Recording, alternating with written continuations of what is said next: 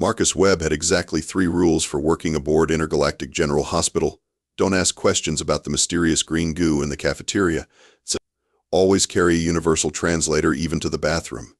And never, under any circumstances, drink coffee in zero gravity while fixing a ventilation shaft. Guess which rule he'd just spectacularly broken. The coffee had been innocent enough, floating in a perfectly spherical blob next to his wrench. The ventilation shaft had been making that annoying whistling sound that kept half the station awake. And Marcus, being the only human maintenance tech in a hospital full of species that considered changing a light bulb a team effort, had volunteered to fix it. What happened next could only be described as a perfect storm of human clumsiness, alien engineering, and Newton's laws conspiring against common sense. The coffee blob had collided with his elbow. His elbow had jerked into the wrench. The wrench had ricocheted off 3 different surfaces before embedding itself in his abdomen with the kind of wet thunk that makes everyone in earshot question their life choices. Now Marcus hung upside down in the maintenance shaft, bleeding human blood all over pristine alien medical equipment, while the galaxy's most prestigious hospital staff stared at him like he'd just invented a new form of chaos. Dr. Vex arrived first, her crystalline form refracting the emergency lights into pretty rainbow patterns. As the head surgeon, she possessed the kind of surgical precision that could reassemble a molecule while blindfolded. Her specialty was Zephyrian anatomy, where every organ came color-coded and arranged in neat, logical rows. "Oh, my crystalline core," she whispered, her faceted features reflecting Marcus's predicament from 17 different angles. "What is this randomness?" Nurse Quibble oozed into the shaft next, her gelatinous purple mass quivering with anxiety. Quibbles were natural empaths, which made them excellent nurses, but terrible at hiding their emotions. Right now, her emotions were screaming, "Why didn't I go to accounting school?" Is that supposed to be inside him?" Quibble gurgled, pointing one pseudopod at the wrench handle protruding from Marcus's midsection. "I'm gonna go with no," Marcus replied, managing to sound remarkably calm for someone hanging upside down with a tool sticking out of his gut. "But hey, I'm not a doctor." Chief Medical Officer Thorne slithered into view, his reptilian scales clicking against the shaft walls. Thorne ran the hospital with the efficiency of a military operation and the compassion of a tax audit. His species, the Drakmari, had evolved from predators, which explained both his excellent bedside manner and his tendency to eat insubordinate staff members. Patient identification: Marcus Webb, human, age 32, occupation maintenance. Thorne rattled off, his tongue flicking out to taste the air. Injury assessment: foreign object embedded in. He paused, his vertical pupils dilating with something that looked suspiciously like panic. What in the 7 hells is human anatomy supposed to look like? This was the problem with being the only human on a station designed by and for aliens. Marcus's species had joined the Galactic Federation only 50 years ago, which in cosmic terms was like showing up to a dinner party while everyone else was having dessert. Most aliens had never seen human anatomy outside of wildly inaccurate textbooks that described humans as bilaterally symmetrical carbon-based units with standard organ placement. Standard organ placement. Marcus would have laughed if he wasn't busy bleeding. "Listen, docs," he said, feeling gravity doing interesting things to his blood pressure. "Could we maybe continue this anatomical discussion after you've, saved my life?" Dr. Vex's crystalline structure began vibrating at a frequency that made everyone's teeth ache. This was the Zephyrian equivalent of hyperventilation. "But your organs, they're just scattered everywhere. There's no logical pattern, no color coding. How do you even function?" "Very poorly most days," Marcus admitted, "but usually without wrenches in me." Chief Thorne was frantically scrolling through his datapad, his claws clicking against the screen. Hospital Protocol 77 Alpha states that surgical procedures require complete anatomical familiarity. Hospital Protocol 77 Beta states that unfamiliar anatomy requires specialist consultation. Hospital Protocol 77 Gamma states that I'm going to bleed to death while you quote the manual," Marcus interrupted. "Could we maybe skip to the part where someone fixes the hole?" Nurse Quibble made a sound like a deflating balloon, but humans are so unpredictable. What if we make it worse? What if you have organs we don't know about? What if you explode? What if I die because everyone's too scared to try?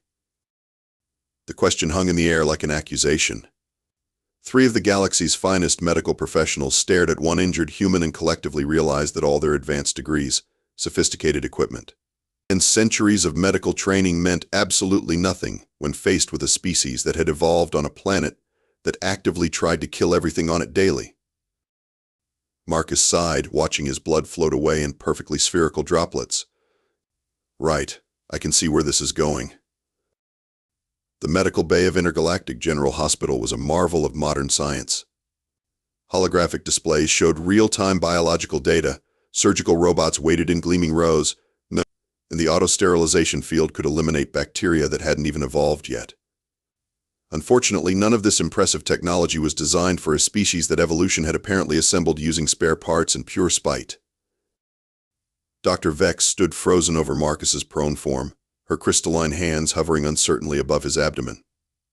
She'd successfully performed surgery on 87 different species, from the microscopic quantum mites to the planet-sized void whales. But humans? Humans were like someone had taken a standard biological template and run it through a blender. The preliminary scan shows 17 major organs, she announced, her voice pitched slightly higher than usual. 17. Most species have 5, maybe 7 at the outside, and they're just randomly distributed. Look at this. She gestured at the holographic display showing Marcus's internal structure. The waste processing system is connected to the nutrient absorption array, which somehow interfaces with the reproduction mechanism, which shares space with the liquid filtration unit. Marcus, lying on the biobed with a wrench still protruding from his midsection, raised his head slightly. Yeah, that about sums up the human experience. But how do you perform maintenance? Dr. Vex's voice cracked. Where are the access panels? The diagnostic ports? The backup systems? We don't have those. You don't have backup systems? Nurse Quibble's entire mass began to vibrate with anxiety. What happens if something breaks? We suffer until it fixes itself or we die. It's called the human condition. This was apparently too much for Dr. Vex's crystalline constitution. She made a sound like wind chimes in a hurricane and promptly fainted, her elegant form clattering to the floor in a shower of prismatic light. Nurse Quibble immediately began stress eating, which for her species involved absorbing anything organic within reach. Marcus watched in fascination as she consumed 3 potted plants, someone's lunch, and what appeared to be a decorative fruit arrangement before Chief Thorne managed to intervene. Nurse Quibble, report to the supply closet and consume the expired bandages, Thorne ordered. At least make your panic productive. But what if we kill him? Quibble wailed, oozing toward the supply closet while leaving a trail of nervous secretions. What if human organs are arranged that way for a reason? What if moving the wrench causes a cascade failure? What if? What if? What if you all just let me bleed to death while having an existential crisis? Marcus suggested. Because that's looking increasingly likely. Chief Thorne began pacing, his claws clicking against the sterile floor. Hospital Protocol 12 Alpha requires immediate surgical intervention for Class 7 trauma. Hospital Protocol 12 Beta prohibits surgical procedures without adequate species-specific training. Hospital Protocol 12 Gamma creates a regulatory paradox that could kill me just as dead as the wrench, Marcus finished. Seriously, is there anyone on this station who's actually treated a human before? The silence that followed was deafening. Right, Marcus said, craning his neck to look around the medical bay. So here's a crazy thought. What if we tried the revolutionary approach of winging it? Winging it? Thorne's scales rattled with indignation. This is Intergalactic General Hospital, not some back alley clinic. We don't wing it. We follow procedures. We maintain standards. We let patients die because paperwork is more important than pulse rates? Dr. Vex groaned from the floor, slowly reassembling her crystalline structure. There has to be something in the database, some reference material. Emergency procedures for unknown species. Marcus watched Nurse Quibble accidentally absorb a medical scanner while stress eating inside. You know what? Don't worry about it. I'll figure something out. You'll figure something out? Thorne's tongue flicked out nervously. You're the patient. Patients don't figure things out. Patients lie still and let medical professionals make the decisions. Yeah, well, medical professionals seem to be in short supply right now. Marcus attempted to sit up, immediately regretted it, and lay back down. Tell you what, though. I bet somewhere in this high-tech medical facility, there's got to be some kind of emergency manual for dealing with primitive species, right? Something left over from the early days of galactic expansion. The three aliens exchanged glances that somehow managed to be both hopeful and terrified. Storage Bay 7, Dr. Vex whispered. The archived materials from the first contact period. There might be something. Nurse Quibble, Thorne barked. Stop eating the furniture and retrieve any materials related to primitive species emergency medicine. Quibble oozed away, leaving behind a trail that smelled like antiseptic and existential dread. She returned minutes later, carrying what appeared to be a dusty, ancient tablet that looked like it had been designed by someone who'd heard about technology but never actually seen any. Found it, she gurgled. Primitive Species Emergency Medical Manual, copyright Galactic Standard Year 2847. Last updated never. Marcus closed his eyes. Of course it wasn't. Dr. Vex activated the ancient tablet, her crystalline fingers moving hesitantly across the interface. Chapter 1. Basic Primitive Anatomy. Warning: information contained herein is theoretical and based on limited observations of species discovered during early expansion period. Accuracy not guaranteed. Use at your own risk. Not recommended for actual medical procedures. Well, Marcus said, feeling the wrench shift slightly with each breath. That's encouraging. The Primitive Species Emergency Medical Manual read like it had been written by someone who'd never actually met a primitive species, but had heard some interesting stories at a party. Marcus listened to Dr. X read excerpts while contemplating the very real possibility that he was about to become the first human to die from secondhand medical incompetence. Chapter 3. Primitive Surgical Procedures, Dr. Vex continued, her voice growing more strained with each word. Quote, most primitive species possess redundant biological systems and remarkable pain tolerance, presumably as evolutionary adaptations to their dangerous homeworlds. Surgical intervention should follow the standard approach of making incisions along natural body lines and removing foreign objects in a straightforward manner. Note: primitive species may vocalize during procedures, but this appears to be normal behavior rather than actual distress. Vocalize during procedures, Marcus repeated flatly. You mean screaming? The manual doesn't use that term, Thorne said, scrolling through the regulations on his datapad. It says vocalization. Right. Well, here's some free medical advice. When humans vocalize during surgery, it generally means something's gone horribly wrong. Nurse Quibble made a sound like a garbage disposal trying to process a violin. But the manual says primitive species have redundant systems. That means if we accidentally damage something, you have backups, right?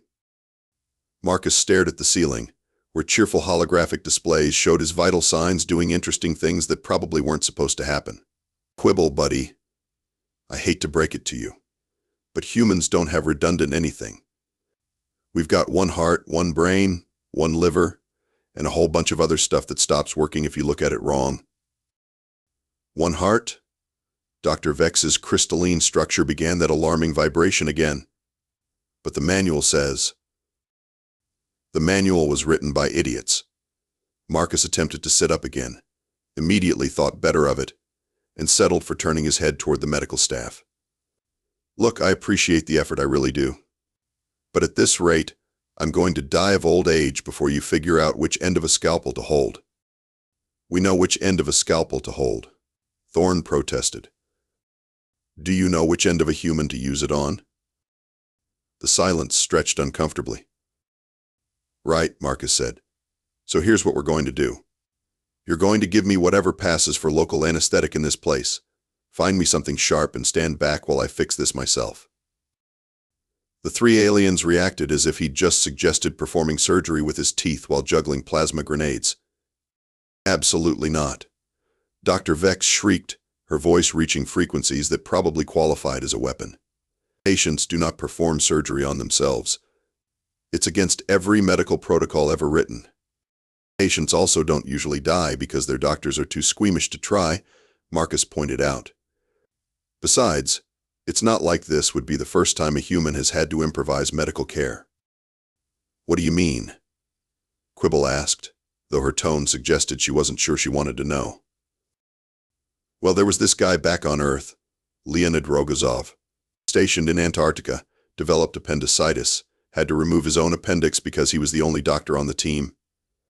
Used a mirror and local anesthetic, took about 2 hours, went back to work the next day. The aliens stared at him in horror. Then there's the whole tradition of battlefield medicine, Marcus continued cheerfully. Humans have been patching themselves up with whatever was handy for thousands of years. Alcohol for antiseptic, heated knives for cauterization, silk thread for sutures. We're remarkably good at not dying when we put our minds to it. But this is a modern medical facility. Thorne's scales were rattling like castanets. We have proper equipment, trained professionals, sterile environments. You also have trained professionals who are afraid to touch me because my organs aren't color-coded. Marcus managed a weak grin. Tell you what, let's compromise. You provide the supplies, I'll provide the stupidity. It's a very human approach to problem solving. Dr. Vex looked like she was about to faint again. This is insane. This is beyond insane. This is so far past insane that insane can't even see it anymore. Welcome to humanity, Marcus said. We specialize in being so far past insane that we accidentally loop back around to genius. Now, unless someone's got a better idea, could you maybe help me gather some supplies? Because I'm pretty sure this wrench isn't supposed to be in me, and the longer it stays there, the more likely it is to find something important to damage.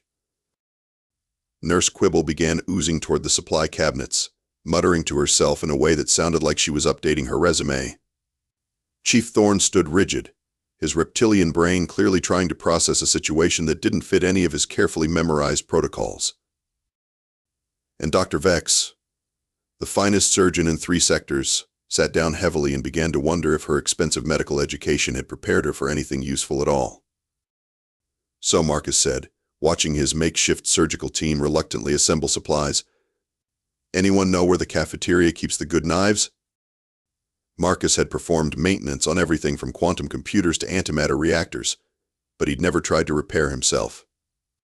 On the positive side, he reasoned, at least he knew where all the important parts were supposed to be. On the negative side, most of those parts were currently being violated by a wrench that had no business being there. Okay, he announced to his horrified audience of alien medical professionals. Let's review our surgical supplies. Nurse Quibble had assembled what could generously be called a medical kit, and more accurately described as random objects that might not kill him immediately. The centerpiece was a steak knife from the cafeteria, still bearing traces of whatever the Andromedans considered edible. Alongside it sat a pair of kitchen tongs, a bottle of antiseptic that smelled like it could strip paint, and a welding torch that someone had optimistically labeled for cauterization. This is a disaster, Dr. Vex whispered, her crystalline form refracting the surgical lights into patterns that probably spelled out her resignation letter. This violates every principle of modern medicine. Good thing I'm not modern, Marcus replied, examining the steak knife with professional interest. This actually looks pretty sharp. Quibble, is this the antiseptic you use for Drakmari patients? Yes, but... Perfect. If it's strong enough for Thorne's hide, it should sterilize anything short of a quantum plague. Marcus poured the antiseptic over the knife, then over his hands, then over the wrench handle for good measure. The smell alone was strong enough to achieve consciousness. Chief Thorne was frantically inputting data into his pad. For the record, Hospital Protocol 99 states that I am required to document all deviations from standard procedure. This deviation will require approximately 14 different incident reports. Just make sure one of them mentions how I didn't die, Marcus said, positioning the surgical light to get a better view of his impromptu anatomy lesson. Okay, team, here's the plan. I'm going to make an incision around the entry wound, assess the damage, remove the wrench, and patch everything up.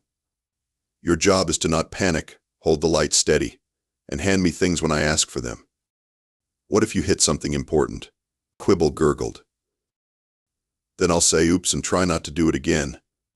Marcus tested the knife's edge against his thumb, immediately regretted it, and decided that was probably sharp enough.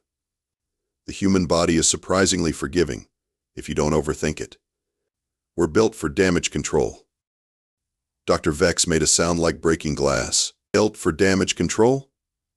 What kind of evolution produces organisms built for damage control? The kind that happens on a planet where everything is trying to kill you, Marcus replied, applying antiseptic to his abdomen with the casual air of someone seasoning a salad. Earth didn't coddle us. We evolved redundancy where it mattered and tough it outism everywhere else. He positioned the knife and paused. Actually, you know what? This might be educational. Think of it as a live demonstration of human biology. I don't want a live demonstration. Dr. Vex shrieked. Too late. Marcus made the first incision with the confidence of someone who'd watched entirely too many medical dramas and the reckless optimism of someone who didn't have any other choice. The aliens reacted as if he'd just set himself on fire, which, given the volume of their collective panic, might have been less alarming. Oh, sweet crystalline matrix, Dr. Vex whispered. You're just cutting into yourself. Like it's normal. It's not normal, Marcus admitted, carefully extending the incision. But normal is what got us into this mess. Thorn, could you hold this light a little higher? I can't see what I'm doing. Thorn's claws shook as he adjusted the surgical light. This is unprecedented. This is beyond unprecedented. This is so far beyond unprecedented that unprecedented filed a restraining order. Humanity in a nutshell, Marcus agreed, using the kitchen tongs to carefully probe the wound. Okay, good news and bad news.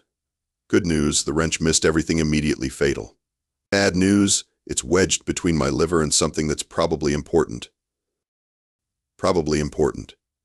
Quibble's entire mass was vibrating with anxiety. Well, I'm not a doctor, am I? Marcus carefully maneuvered the tongs around the wrench handle. But it's purple and squishy, so I'm guessing it's supposed to be there. Dr. Vex leaned forward despite herself, her medical curiosity overriding her horror. Purple and squishy? Is that normal for human organs? No idea. I don't make a habit of looking at them. Marcus paused in his exploration. Although, fun fact, humans can lose about 30% of their liver, and it'll grow back. We can survive with one kidney, one lung, and a surprisingly small amount of brain function. We're basically biological cockroaches. Cockroaches? Thorn's tongue flicked out nervously. Indestructible, adaptable, and thriving in environments that would kill anything sensible. Marcus resumed his careful manipulation of the wrench. The secret is not being sensible. He began working the wrench free with the patience of someone defusing a bomb and the bedside manner of someone who'd learned surgery from action movies. The aliens watched in fascination as he calmly narrated his own internal exploration like a nature documentary. And here we see the wrench in its natural habitat, wedged between organs that evolution never intended to be neighbors, he commentated. Notice how the human continues to function despite massive internal reorganization. This is due to our species' remarkable ability to ignore problems until they go away or kill us. You're insane, Dr. Vex breathed. Probably, Marcus agreed, finally working the wrench free with a wet sound that made everyone wince.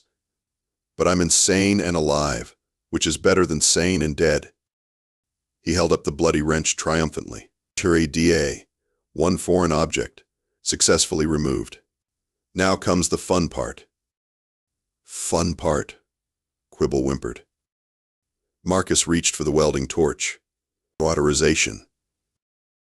The smell of cauterized human flesh, Marcus discovered, was remarkably similar to overcooked barbecue with notes of existential crisis. He worked the welding torch with the casual precision of someone who'd spent years fixing things that probably shouldn't be fixed. while 3 alien medical professionals questioned every life choice that had led them to this moment. The bleeding stopped, he announced cheerfully, setting down the torch and examining his handiwork. Not bad for amateur hour. Quibble, could you hand me those cafeteria napkins? The nice absorbent ones. Nurse Quibble extended a pseudopod containing a stack of what the hospital generously called napkins and everyone else called industrial-grade absorbent material. Marcus began packing the wound with the methodical efficiency of someone who'd clearly done this sort of thing before. You've done this before, Dr. Vex accused, her crystalline structure still vibrating with residual shock. Not exactly this, Marcus admitted, using maintenance wire to stitch the incision closed. But I've patched holes in pressure suits, sealed leaks in life support systems, and once had to reattach my own finger after an unfortunate encounter with a plasma cutter. Same basic principle, stop the leak, make it hold together, and hope for the best. You reattached your own finger? Thorne's scales had gone pale, which for a Drakmari was deeply concerning. A little finger on my left hand. Want to see? Marcus wiggled the digit in question. Good as new, mostly. Only hurts when it rains or when I think about it too hard. The aliens stared at the finger as if it were a war crime. This explains so much, Dr. Vex whispered. The reports from the outer colonies. The stories about human colonists surviving in impossible conditions. The rumors about humans walking away from accidents that should have been fatal. Marcus finished his stitching and sat up gingerly, testing his range of motion. What kind of rumors? The Centauri incident, Thorne said, his voice hollow. A human mining team survived 3 weeks in a collapsed tunnel with no food, no water, and toxic gas exposure that should have killed them in hours. Oh, that. Marcus shrugged, immediately regretted the movement, and made a mental note to avoid shrugging for the next few weeks. Yeah, humans are really hard to kill. We evolved on a planet that spent 4 billion years trying to murder everything on it. The ones who survived long enough to reproduce were the ones who were too stubborn to die. Too stubborn to die, Quibble repeated faintly. It's a survival strategy, Marcus explained, swinging his legs over the side of the biobed and standing up with only minimal swaying. When faced with impossible odds, humans have 2 options, give up and die, or get unreasonably angry about the situation and refuse to cooperate with death. Dr. Vex's medical scanner beeped as she ran it over Marcus's freshly repaired abdomen. Your cellular regeneration rate is off the charts. Your pain tolerance is beyond measurement. Your psychological response to trauma is... She paused, checking the readings. Your psychological response to trauma is apparently to make jokes about it. Humor is how humans process existential terror, Marcus said. That and really unhealthy coping mechanisms. But I'm trying to cut back on those. Chief Thorne was furiously updating his incident reports. For the record, patient Marcus Webb has successfully performed emergency surgery on himself using cafeteria utensils and maintenance equipment. Patient is now ambulatory and requesting. He looked up. What are you requesting? A sandwich, Marcus said promptly. Surgery makes me hungry. Also, someone should probably fix that ventilation shaft. It's still making that whistling sound. The 3 aliens exchanged looks that somehow managed to convey both horror and grudging respect. You want to go back to work, Dr. Vex said slowly. You just performed surgery on yourself with a steak knife and you want to go back to work. Well, I can't leave the job half-finished, Marcus pointed out. Besides, sitting around feeling sorry for myself isn't going to fix the air circulation system. But you're injured. Not you're injured. I'm patched up. There's a difference. Marcus began gathering the makeshift surgical tools, cleaning them with the same care he'd use on precision instruments. The way I see it, you can either be injured and useful, or injured and useless. I prefer useful. Nurse Quibble made a sound like a deflating balloon. No wonder humans are considered the most dangerous species in the galaxy. Dangerous? Marcus looked genuinely surprised. We're not dangerous, we're just practical. You consider self-surgery practical. When the alternative is bleeding to death, yeah.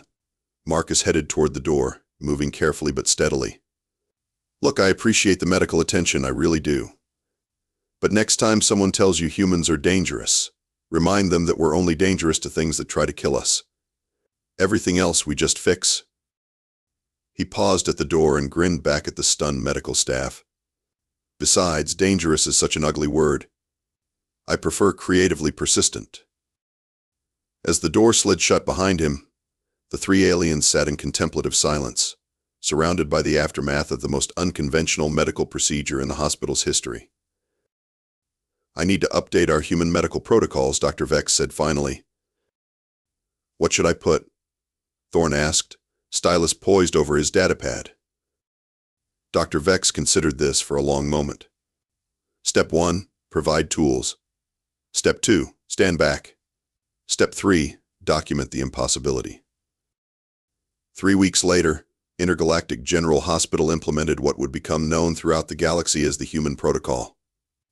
It was a remarkably simple document, consisting of a single page with 3 bullet points and a disclaimer that legal had insisted on including. Marcus discovered this while reading the morning briefing over coffee in the cafeteria, real coffee this time, yet safely contained in a mag-locked cup that couldn't possibly escape to cause more anatomical mayhem. "Listen to this," he announced to his breakfast companion, a maintenance droid that had developed what could charitably be called personality issues. "Human medical protocol, effective immediately. Step 1. In the event of human medical emergency, provide patient with basic tools and antiseptic. Step 2. Maintain safe distance and document procedure. Step 3. Do not attempt to dissuade patient from course of action, as this appears to be ineffective and causes additional stress to medical staff." The maintenance droid whirred thoughtfully. Query: does this protocol acknowledge human medical competency? "Oh, it gets better." Marcus scrolled down to the disclaimer. "Warning: humans may attempt medical procedures that violate all known principles of biology, physics, and common sense. This is apparently normal behavior. Do not be alarmed by vocalizations, creative use of non-medical equipment, or patients' casual attitude toward major trauma. Humans are not operating under standard biological parameters." Translation: "Humans are terrifying," said a familiar voice. Dr. Vex approached their table, her crystalline form casting rainbow patterns across the cafeteria wall. She'd been much calmer since the incident, though she still carried a medical scanner everywhere, and occasionally took readings of Marcus just to make sure he was still defying physics. "I prefer resourceful," Marcus replied. "How's the new protocol working out?" "Remarkably well, actually." Dr. Vex sat down, her structure chiming softly against the chair. "We had a Zephyrian patient yesterday who specifically requested the human approach to his surgery." "The human approach?" "He wanted us to let him handle it himself. Said if humans could perform surgery with kitchen utensils, surely a Zephyrian could manage a simple appendectomy with proper medical equipment." Marcus raised an eyebrow. "How'd that work out?" "He fainted at the first incision, but the intent was there." Dr. Vex activated a holographic display showing the hospital's patient satisfaction ratings. "Overall, our efficiency ratings have improved by 30% since we stopped overthinking human medical care." "Stopped overthinking," Marcus repeated. "I like that." "Don't let it go to your head," Chief Thorne said, slithering up to their table with a datapad full of what looked like commendations and reprimands. "Your little surgical demonstration has created a bureaucratic nightmare. Do you know how hard it is to write incident reports for procedures that shouldn't be possible?" "How hard?" "I've created 17 new forms and 3 entirely new categories of medical documentation." Thorne's scales clinked with satisfaction. "I'm considering publishing a paper on it.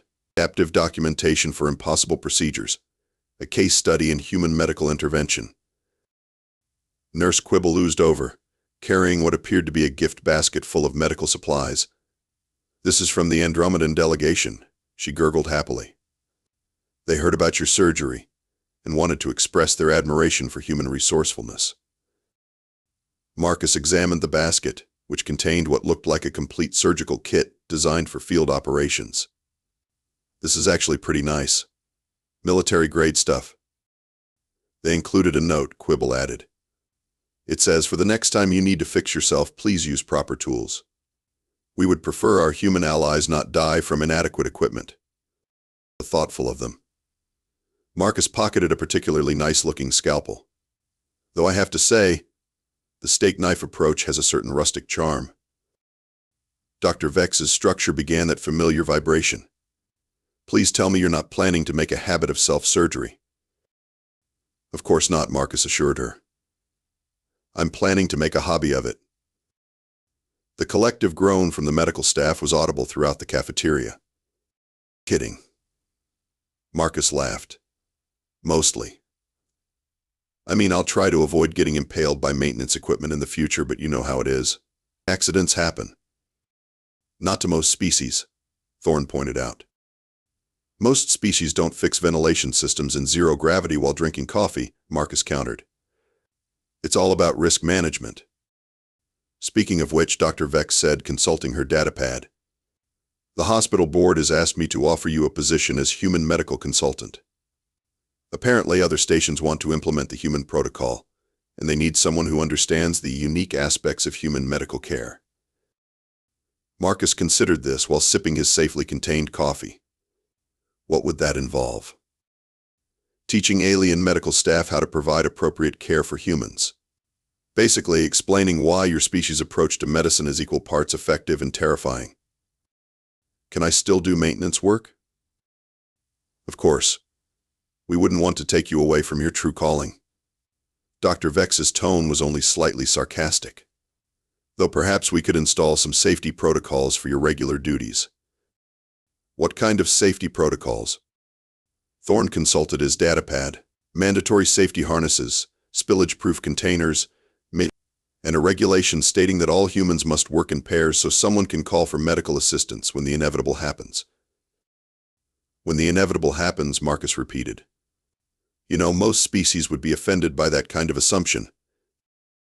Most species don't have a statistical probability of workplace injury that rounds up to 100%, Dr. Vex pointed out. Marcus couldn't really argue with that. Fair enough. I accept the consulting position, with the understanding that I reserve the right to continue fixing things in creative and potentially dangerous ways. We wouldn't dream of trying to stop you, Quibble said solemnly. We've learned that attempting to prevent humans from engaging in risky behavior only results in more creative approaches to risk-taking. Exactly. Marcus stood up, nearly knocking over his mag-locked coffee cup in the process. See? You're learning already. Query, the maintenance droid interjected. Will human consultant position include training for mechanical staff?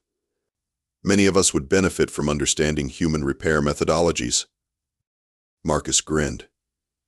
Now that's an interesting idea. Human engineering practices for non-human personnel. Please know, Dr. Vex's crystalline form started vibrating again. The medical bay can't handle an influx of injured maintenance droids trying to emulate human problem-solving techniques. But think of the efficiency gains, Marcus argued. If droids could learn to improvise like humans, repair times would be cut in half. So would droid lifespans, Thorne muttered. Details, Marcus waved dismissively. The important thing is that we're fostering interspecies cooperation and understanding. The important thing, Dr. Vex corrected, is that we're creating documentation for why humans shouldn't be allowed near anything sharp, heated, pressurized, or electrically charged without supervision. That would eliminate most of my job responsibilities. That's the point. Marcus laughed, finally managing to knock over his coffee cup despite the magnetic locks. The liquid spread across the table in a perfect demonstration of why the new safety protocols existed. And that, said Chief Thorne, pulling out yet another incident report form, is why we can never have nice things when humans are involved. As Marcus grabbed a napkin to clean up the spill, he couldn't help but smile. The human protocol might be galaxy-wide now, but some things never changed. And honestly, he wouldn't have it any other way. After all, where would be the fun in that?